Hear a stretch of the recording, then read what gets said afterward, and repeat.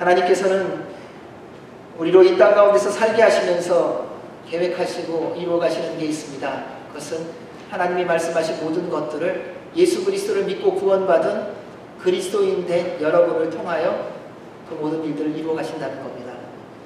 전능하신 하나님이십니다. 살아계신 하나님이십니다. 신실하신 분은 하나님 한 분밖에 없습니다. 모든 것을 말씀하신 대로 이루시는 분도 하나님 한 분밖에 없습니다. 그런데 그 하나님께서 말씀하신 것을 이루어 가시는 데에 택하고 그리고 사용하는 존재가 가장 연약하고 하루에도 12번도 변하는 우리라는 사실입니다. 우리는 변하는데 주님은 변하지 않으셔서 또 우리를 불러주시고요. 또 우리를 택해 주시고요. 또 우리를 사용해 주고 계시다는 사실입니다. 이 사실을 믿으시죠? 그렇다면 우리의 삶은 이제 달라져야 합니다. 우리의 삶은 이제부터 반드시 달라야만 합니다. 달라졌으면 좋겠다가 아닙니다. 예수 그리스도를 믿고 구원받았다면 이제부터 우리의 삶은 나도 좀 바뀌었으면 좋겠다, 나도 좀 새로워졌으면 좋겠다가 아니라 이제는 분명히 새로워져야 하고 이제는 날마다 예수 그리스도를 닮아가며 달라져야 합니다. 왜냐하면 여러분은 하나님의 자녀된 그리스도인이기 때문입니다. 그러므로 사랑하는 여러분, 어제보다 오늘 예수 그리스도를 더 닮아가시기를 주의 이름으로 축원합니다. 날마다 주의 말씀대로만 살아가십시오. 그러면 어느 틈엔가 나도 모르는 사이에 주님을 닮아가고 있음을 확인시켜 주실 겁니다. 그래서 주님의 품 안에, 십자가의 보혈 안에 잠기십시오. 그러면 그냥 물 들어가게 되어 있습니다. 내가 물 들어가려고 애써서가 아니라 예수님 안에 거하면 예수님으로 말미암아 그분의 십자가의 보혈로 말미암아 물들어지는 것입니다. 염색하는 거 아시죠? 염색할 때에 물감이 좋아서 물이 잘 된다 그런 얘기가 있기는 하지만요. 그러나 염색하는 것은요, 그 물감이 있기 때문에 염색이 되는 겁니다. 그래서 그 물감 속으로만 들어가면 어떤 것이든지 다 염색되어지게 되어 있어요. 어떤 천이냐 상관없어요. 좀 시간은 더 걸릴지 몰라요. 그런데 분명한 것은 염색이 된다는 거예요. 우리가 예수 그리스도 안에만 거하면 나는 안 변해. 그래서 예수님 안에 거하지 않았다는 겁니다. 아무리 스스로 안 변한다고 말하는 사람도 예수님 안에 거하기만 하면 무엇으로? 믿음으로. 그러면 반드시 예수님을 물들어가게 되어 있습니다. 그것이 말씀이기 때문에 그렇습니다. 따라서 사랑하는 여러분, 주님과 함께 동행하는 삶 속에서 주님을 닮아가시기 바랍니다. 예수님이 다시 오실 때까지 살아가는 삶의 상황과 조건은 변하지 않을 겁니다. 아니, 어쩌면 더 어려워질지도 모르겠습니다. 하지만 세상에 속한 자와 예수 그리스도를 믿어 구원받은 우리는 삶의 태도가 분명히 달라야 합니다. 그러면서도 오늘날 그리스도인이라고 하는 우리가 스스로 혼돈과 혼란 가운데 빠지는 이유가 뭐라고 생각하세요? 가만 보면 예수님 믿는 사람과 예수님 믿지 않는 사람과 삶의 모습을 보면 별로 다른 게 안 보이거든요. 근데 희한한 것은요, 다른 사람이 다른 거 안 보이는 거는 잘 발견하는데 내가 다르지 않은 건요, 왜 발견 못하는지 모르겠어요. 여러분, 누가 다른 사람이 예수님 안 닮는 거를 잘 발견하는 줄 아세요? 예수님 안 닮은 사람이 발견해요. 예수님 닮은 사람은요, 예수님 닮은 사람만 보더라고요. 근데 예수님하고 멀리 있는 사람은요, 예수님하고 멀리 있는 사람이 누군지를 기가 막히게 합니다. 그래서요, 발본색원하더라고요. 이 사람은 이게 안 닮았고 저 사람은 이게 안 닮았고 이게 어떻고 저게 어떻고. 근데 예수님을 닮은 사람의 대화를 보면 어떻게 되는지 아세요? 야, 이 사람은 이게 예수님 닮았고 이 사람은 삶에 이것이 주님을 닮았고 이 사람은 삶의 태도에 이것이 주님을 영화롭게 한다. 이렇게 다르더라고요. 여러분은 어떤 분이세요? 우리가 어떤 사람이든 주님은 우리에게 동일한 소망을 갖고 계세요. 지난주에 말씀을 나눈 것처럼 우리 주님이 우리에게 원하시는 게 한 가지가 있으세요. 너희는 나를 본받으라. 하나님의 우리를 향한 꿈, 하나님의 우리를 향한 간절함, 하나님의 우리를 향한 그 애절함이라고 표현할 정도로 하나님이 우리에게 원하시는 것이 있다면 우리의 매일의 삶 속에서 하나님을 본받는 거예요. 왜요? 그래야 우리가 하나님의 모든 은혜와 복을 날마다 누리며 살 수 있기 때문에. 우리 하나님 아버지는 당신의 가장 좋은 것으로만 우리에게 주기를 원하세요. 세상이 줄 수도 없고 세상이 알 수도 없고 세상이 상상할 수도 없는 하나님만이 주실 수 있는 것을 주시기 원하셔서 나를 본받으라 말씀하고 계십니다. 그런데 그 본받으라는 이유가 오늘 말씀에 있습니다. 우리 8절 말씀을 같이 한번 읽겠습니다. 8절입니다. 시작. 빛의 자녀들처럼 행하라. 예수님을 믿기 전에 우리는 어둠이었습니다. 어둠 때문에 어둠이 된 게 아니라요, 우리가 죄를 지은 우리의 선택으로 말미암아, 우리의 행함으로 말미암아 어둠이 되었습니다. 그래서 말씀은 너희가 어둠에 속한 자다가 아니라 어둠이다 라고 말씀합니다. 어둠의 특징이 있지 않습니까? 보이지 않습니다. 어둠에서 행해진 것은 다른 사람이 보지 못합니다. 그래서 어둠 속에서 살아가는, 어둠으로 살아가는 사람들의 특징이 있습니다. 자기 마음대로 살아갑니다. 어둠에 속한 자는요, 이기적입니다. 편견이 많습니다. 시기가 많습니다. 언제나 자기가 중심이 되어서 모든 것을 판단합니다. 모든 삶의 기준이 자기 자신이에요. 왜? 어둠에 있기 때문에요. 다른 게 보이지 않기 때문에. 무슨 말을 하든지 내가 옳습니다. 내가 원하는 것하고 다른 것이라면 다 틀린 것입니다. 이것이 어둠에 있는 증거입니다.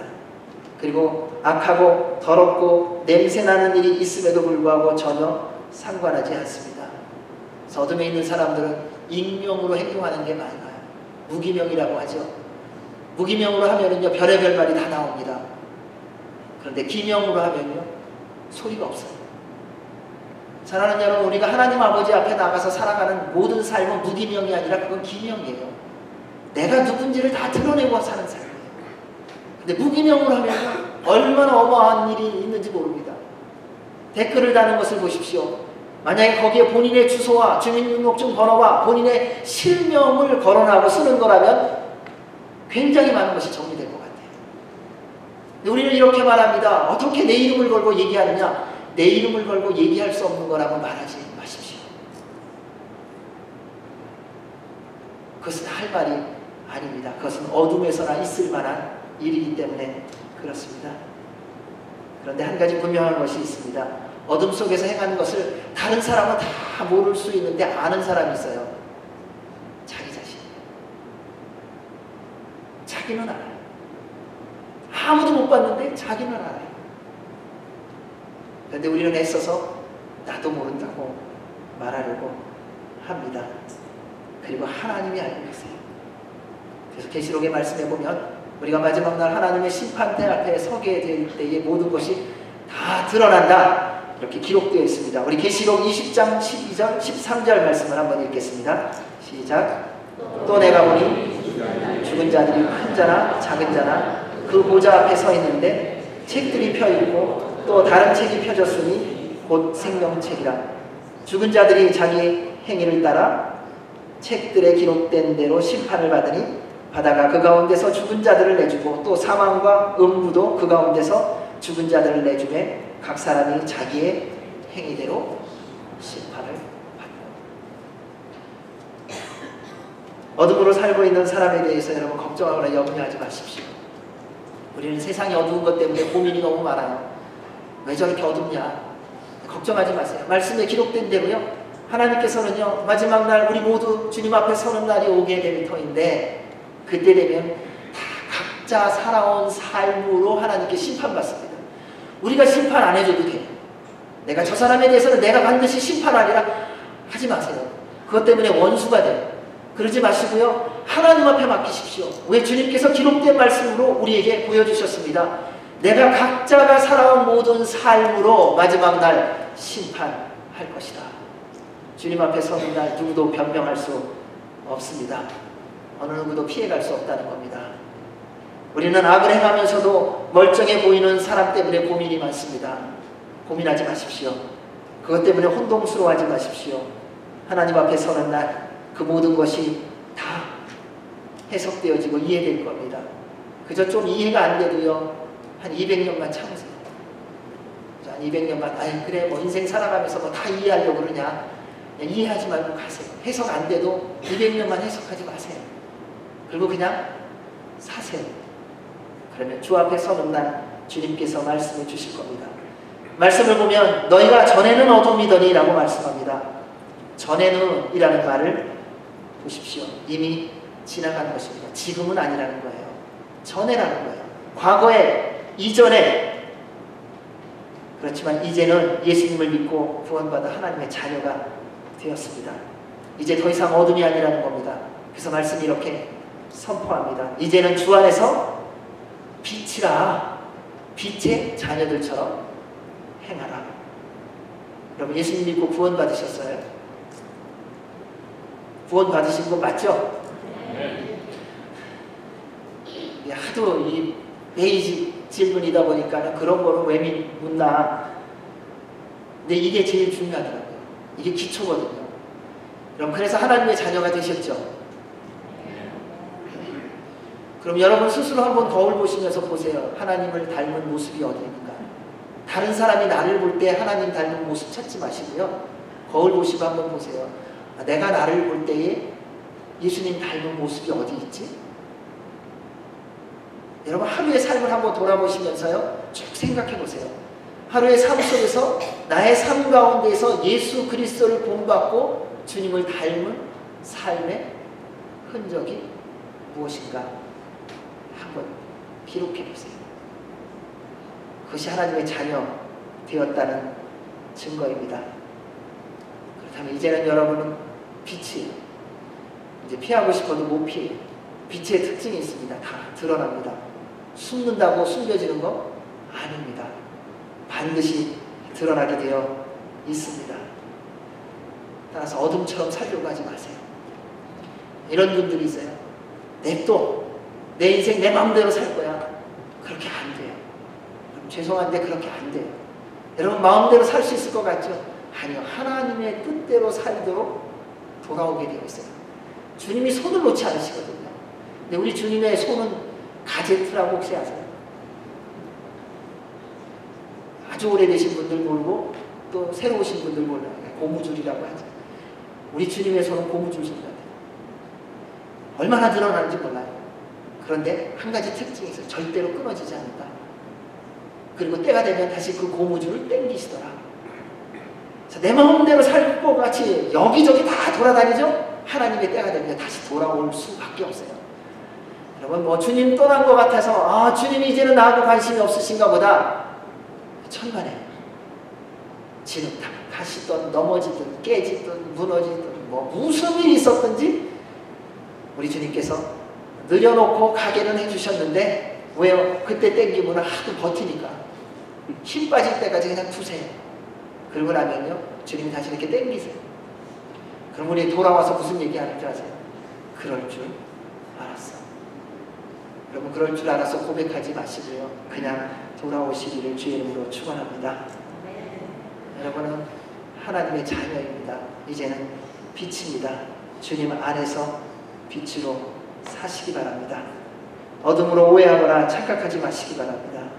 우리 마태복음 5장 14절, 16절 우리 같이 한번 읽어보도록 하겠습니다. 시작. 너희는 세상의 빛이라.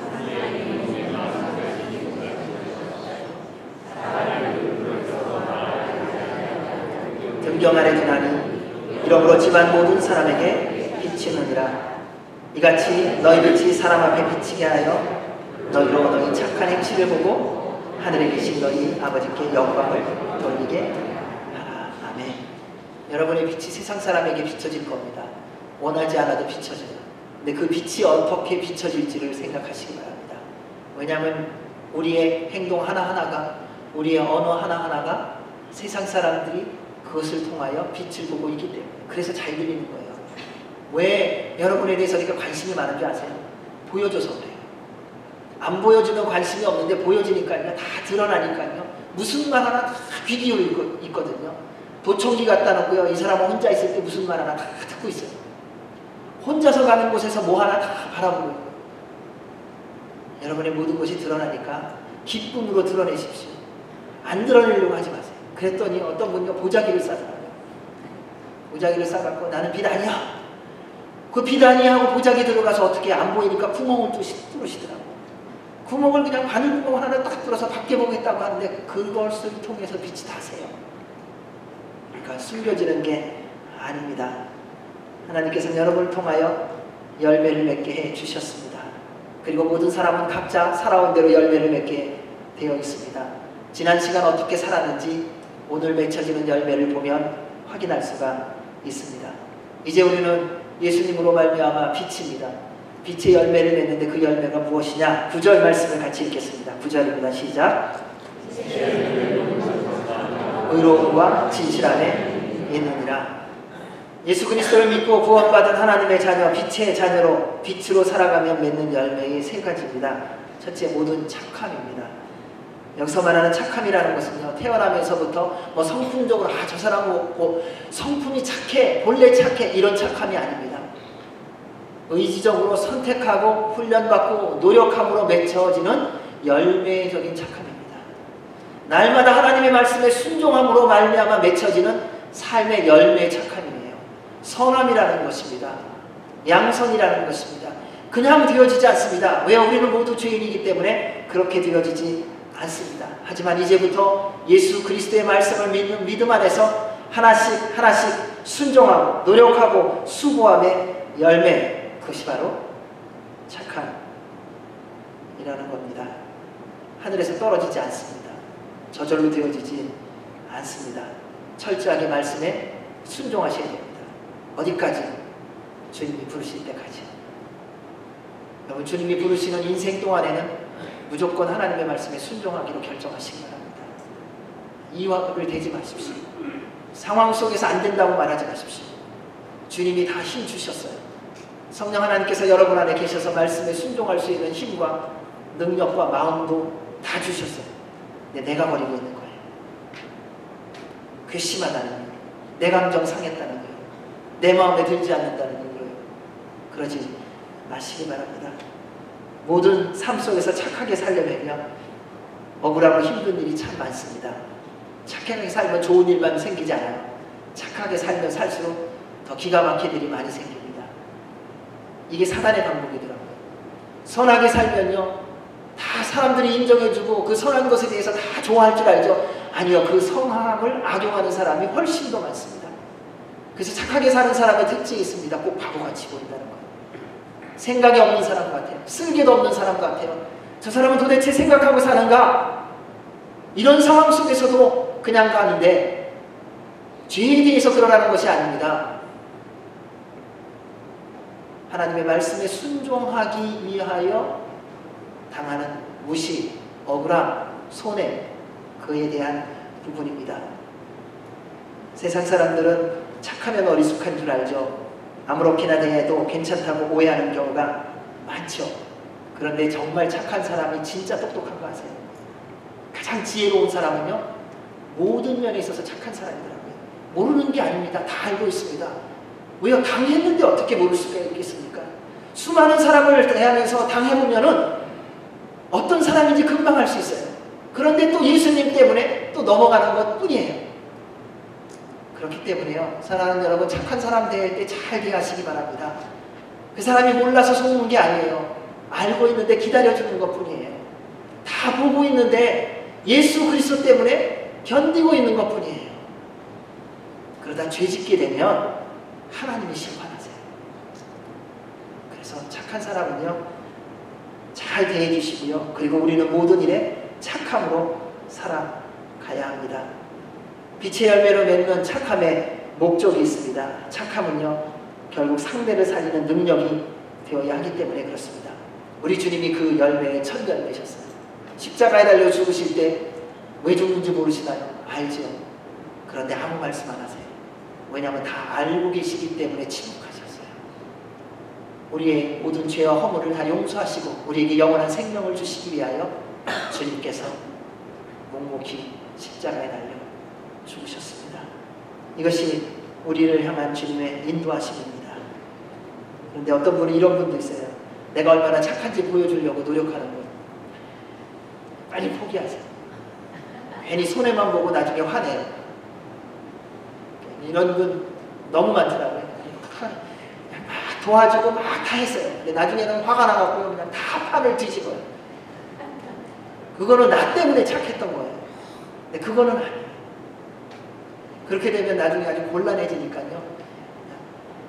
주님을 위해서 살리는 거예요. 근데 이제 살리는 거라고 얘기를 하니까요. 다 이렇게 얘기해요. 여기가 찢겨져도 그래, 여기 더 찢겨져, 더 찢어. 뭐 이거 그게 아니라고요. 만약에 너무 악을 저지르고 죄를 행하는 사람은요, 분명히 그 대가를 치를 수 있도록 도와주셔야 돼요. 왜요? 죄 짓는 사람의 특징은요, 죄에 대한 대가를 지불하지 않으면 멀쩡히 살 수 있다고 착각해갖고 또 죄를 짓더라고요. 그래서 하나님께서 이스라엘 백성을 인도하실 때 보여주신 것이 있습니다. 주님께서 언제나 괜찮아, 그냥 가자, 그렇게 넘어가시지 않았어요. 잘못된 죄를 지은 것에 대해서는 분명히 그 죄에 대한 대가를 지불하게 하시면서 돌아오게 하셨어요. 왜요? 그래야 온전히 살며 회복되어서 하나님의 은혜와 복을 누릴 수 있기 때문에 그렇습니다. 사랑하는 여러분, 누구를 대하든지 착함으로 대하시기 바랍니다. 여러분, 가정 안에서 서로 부부가 대할 때 착하게 대하세요. 부드럽게 대하시라는 거예요. 온유하게 대하세요. 그러니까 이제 우리 모든 부부들은 서로를 병어를 좀 사용해 보셨으면 좋겠어요. 밥 가져와! 그러지 마시고요. 밥 좀 가져다 주세요. 나 목말라! 그러지 마시고요. 나 목이 마른데요. 그러면 물을 갖다 주는 사람이 기뻐요. 왜요? 물을 갖다 주고 내가 섬기면서도 존중받는 마음이 들어요. 하나님께서 우리를 사용하실 때 어떻게 사용하시는 줄 아세요? 우리를 존중해 주시고 사용해 주시지 않습니까? 그리고 나서 우리를 축복해 주시는 분이세요. 사랑하는 여러분, 믿음의 공동체 안에서 서로를 대할 때 착하게 대하시기 바랍니다. 이 훈련은 이 안에서 일어나는 겁니다. 그래야 세상 사람들이 우리를 보며 빛의 열매인 착함을 보고 주께로 돌아올 수 있게 될 것입니다. 둘째는 의로움입니다. 빛의 자녀로 살게 되면 두 번째 맺히는 열매가 의로움입니다. 하지만 사람 가운데 의로운 사람은 한 사람도 없습니다. 우리 로마서 3장 10절 말씀 한번 읽겠습니다. 시작. 의인은 없나니 하나도 없으며 깨닫는 자도 없고 하나님을 찾는 자도 없고 다 치우쳐 함께 무익하게 되고 선을 행하는 자도 없나니 하나도 없도다. 사람 가운데는 의로운 사람이 없다는 것입니다. 오직 하나님만이 의로우십니다. 그리고 하나님께서 우리를 의롭게 하시려고 문을 열어주셨습니다. 그 길이 바로 예수 그리스도이십니다. 우리가 노력해서 수고해서 의로워지는 것이 아니라 내가 깨끗이 살려고 노력한다고 의로워지는 것이 아니라 우리를 위하여 십자가에 달려 죽으시고 부활하신 예수님을 믿는 믿음으로만 의롭게 되어집니다. 전적인 하나님의 은혜입니다. 로마서 3장 23절 24절 말씀을 한번 읽습니다. 시작.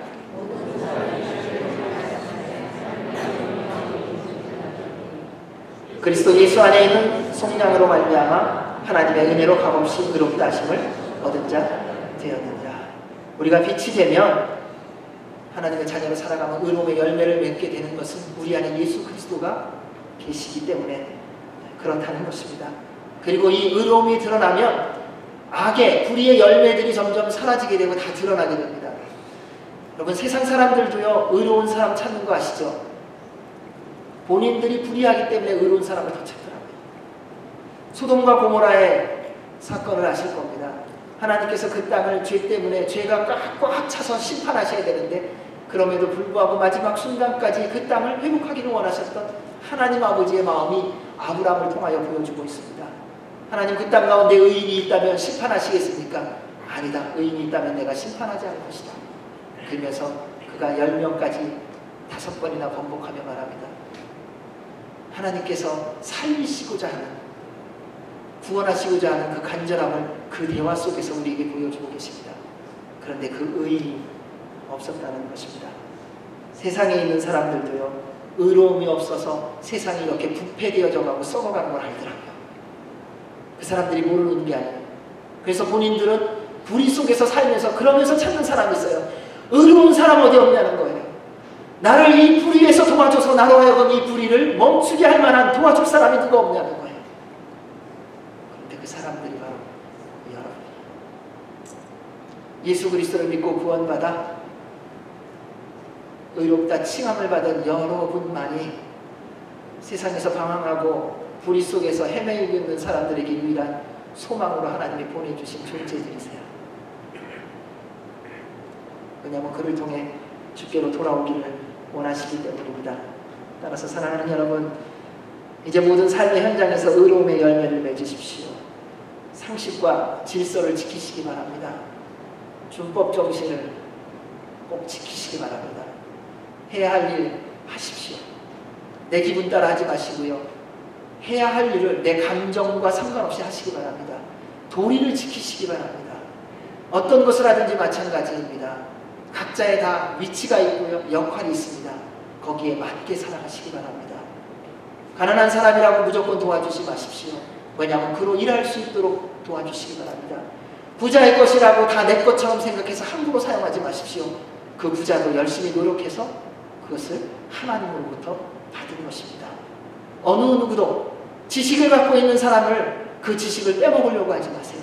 밤을 지새우면서 그 지식을 익힌 거예요. 무지한 사람을 가르쳐줄 때 무시하며 가르치지 마십시오. 그로 하여금 공부할 수 있도록 도와주어야 하는 것입니다. 이것이 의로운 열매를 맺는 삶의 현장이더라고요. 따라서 사랑하는 여러분, 우리는 상식이 있는 사람이 되기를 원합니다. 우리는 질서를 지키는 사람이 되기를 원합니다. 그래서 세상 사람들에게 하나님의 말씀대로 살아가는 의로움이 무엇인지를 보여주는 하나님의 사람들 되시기를 주의 이름으로 축원합니다. 세 번째는요, 진실함의 열매입니다. 진실함이 점점 희귀해지는 시대지요. 모두가 진실해지고 싶은데 안 돼요. 왜냐하면 진실하면 손해보는 게 너무 많다고 믿고 있고 또 다 당해봐서 그래요. 현대는 불신과 의심의 시대 아닙니까? 이기주의, 시기, 질투, 탐욕. 그런데 이러한 시대 속에서 여러분이 진실한 하나님의 사람으로서 유일한 또 소망이라는 거예요.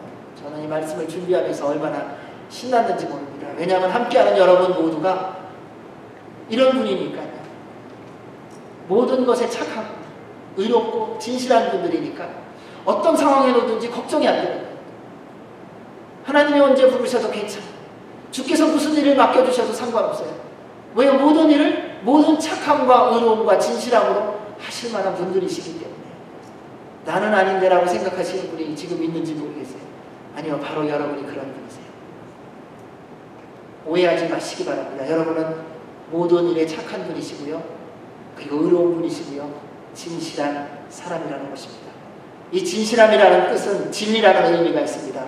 그런데 진리는 예수 그리스도밖에 없습니다. 말씀에 이렇게 기록되어 있습니다. 진리를 알지니 진리가 너희를 어떻게 한다고요? 자유케 한다는 겁니다. 진실해지면 자유함이 있습니다. 진실하게 사는 사람은요, 자유합니다. 그래서 어떤 상황에서도요, 담대하고요, 당당합니다. 교만한 것과 오만한 것과는 차원이 다른 것입니다. 어떤 상황에 가도 진실한 사람은 성실하고요, 겸손합니다. 그리고 최선을 다하며 살아가게 되어 있다는 것입니다. 그래서 무슨 일을 하든지 감사와 기쁨으로 감당하며 다른 사람들이 나를 판단하는 것에 마음이 빼앗기지 않고 예수님이 나와 함께 하신다는 그 기쁨과 그 믿음과 그 확신 때문에요, 모든 상황 속에서 즐거워하는 사람이 바로 진실한 사람입니다. 여러분 다 그러시죠? 왜 대답이 없으세요? 여러분 진실하시잖아요. 이렇게 말씀을 드리면 또 대답이 하는, 뭐 진실 안 한 거는 아니지만 진실하세요. 근데 진실 안 한 것처럼 살지 말라는 거예요. 진실한데 자꾸 나 진실 안 해 라고 생각하니까 그쪽 길로 가는 거예요. 이제는 진실한 사람처럼 살아가십시오.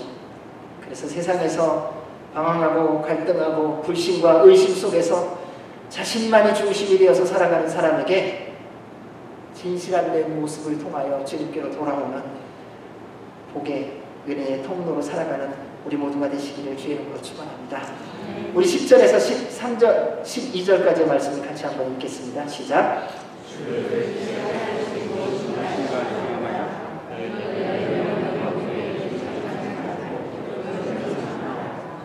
그들이 은밀히 행하는 것들은 말하기도 부끄러운 것들이라. 어둠의 일에 참여하는 사람들의 일은 은밀한 것입니다. 얼만큼요? 말하기도 부끄러울 만큼요, 수치스러운 것입니다. 그런데 어둠으로 되면 그 다음에 이것이 부끄러워지지도 않고요, 수치스러지도 않고요, 뻔뻔해지기 시작한다는 것입니다. 그래서 아무 거리낌 없이 살아가는 것을 볼 수 있습니다. 그러므로 우리 주님께서 말씀하십니다. 열매 없는 어둠의 일에 대해서는 어떻게 하라고요?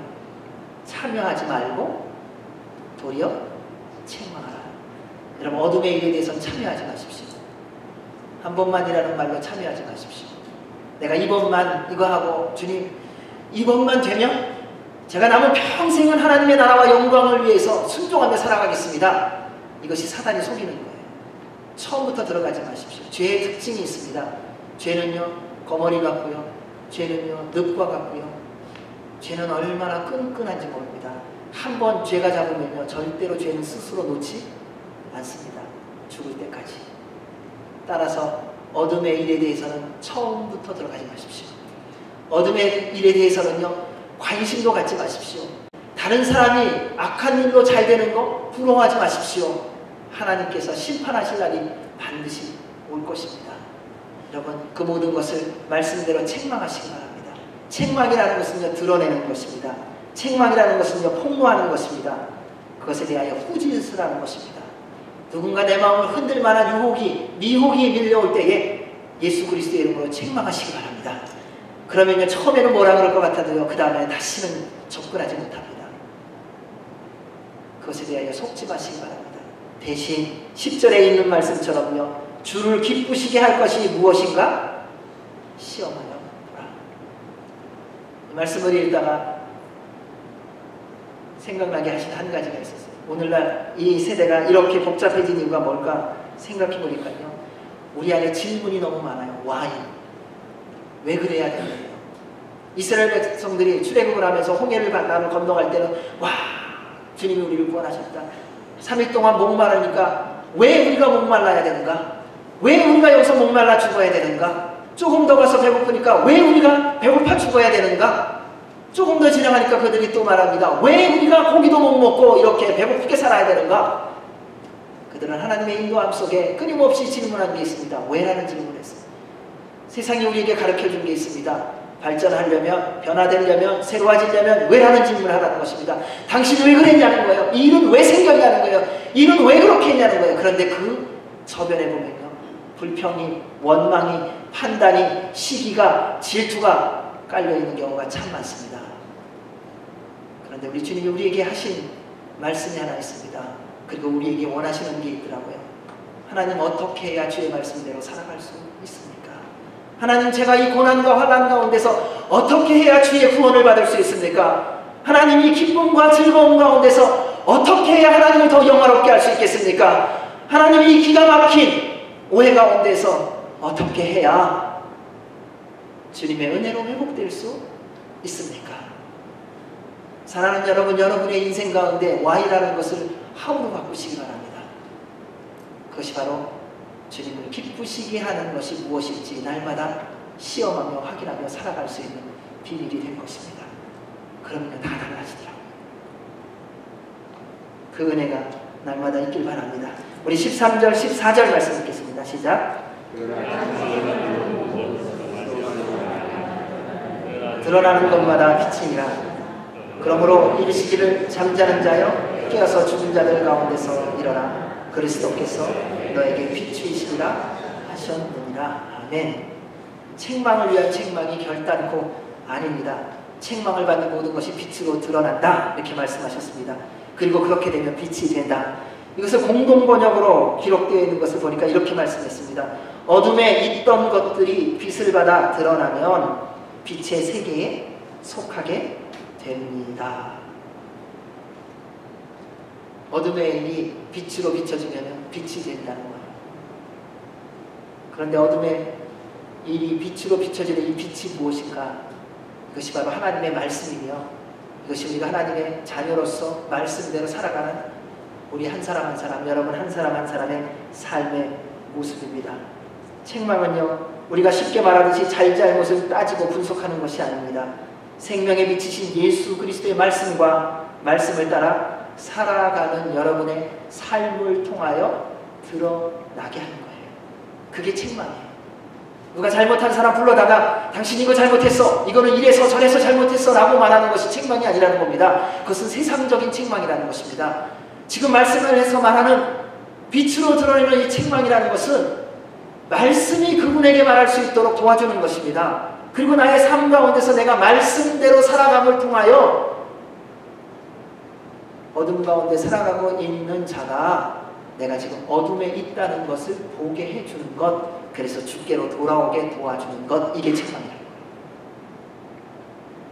따라서 사랑하는 여러분, 그러한 은혜의 삶을 살아가십시오. 빛이 비추면 보이지 않던 모든 것이 다 보입니다. 저는 이 대표적인 것을 먼지로 봤습니다. 여기 이 안에 지금 빛이 있는데요, 먼지는 안 보여요. 이 문을 다 열고요, 이 뚜껑을 열면요, 햇빛이 들어오면요, 이 안에 얼마나 먼지가 많은지 모릅니다. 우리의 어리석음이 뭔지 아세요? 안 보이면요, 없는 줄 알아요. 그래서 때때로 우리 주님께서 빛을 비춰주시는, 은혜를 베풀어 주시는 이유가 거기에 있어요. 근데 늘 비춰주시지는 않아요. 왜요? 우리가 스스로 빛 가운데 가서 변화되어야만 하니까요. 왜냐하면 하도 늘 강제로 비춰주면 우리는 죽어요. 너무 더러우니까요. 주님이 가끔 이렇게 비춰주세요. 지나가듯이 서치라이트 쫙 비춰주면 먼지가 있네. 근데 또 우리는 그때는 먼지가 있네. 그리고 또 그 빛이 나가면 또 까맣게 잊어버려요. 그러지 마시라는 거예요. 주님 앞으로 날마다 나오셔서 드러내시기 바랍니다. 생명의 빛이신 예수 그리스도의 말씀이 무엇인가? 그 말씀이 비춰지면 다 드러나는 이유는 히브리서 4장 12절 13절에 있습니다. 우리 같이 한번 읽겠습니다. 시작. 하나님의 말씀은 살아있고 활력이 있어 좌우에 날선 어떤 검보다도 예리하여 혼과 영과 및 관절과 골수를 찔러 쪼개기까지 하며 또 마음의 생각과 뜻을 판단하나니 지으신 것이 하나도 그 앞에 나타나지 않음이 없고 우리의 결산을 받으실 이의 눈앞에 만물이 벌거벗은 것 같이 드러나느냐. 아멘. 말씀을 읽고 묵상하는 이유가 여기 있습니다. 주님의 말씀이 나를 책망케 하시기 바랍니다. 사랑하는 여러분, 여러분의 삶 가운데 다른 사람이 나한테 뭐라 그러면 기분 나쁘잖아요. 내가 들으려고 그랬는데 당신이 얘기해서 나 못한다 그러거든요. 애들이 꼭 그럴 때 있잖아요. 내일이 시험이에요. 견디다 못해 이제 밤 12시가 되었잖아요. 그래도 1시간은 좀 책 한번 보라고 가라고. 누구야, 책은 한번 봐야 되지 않냐.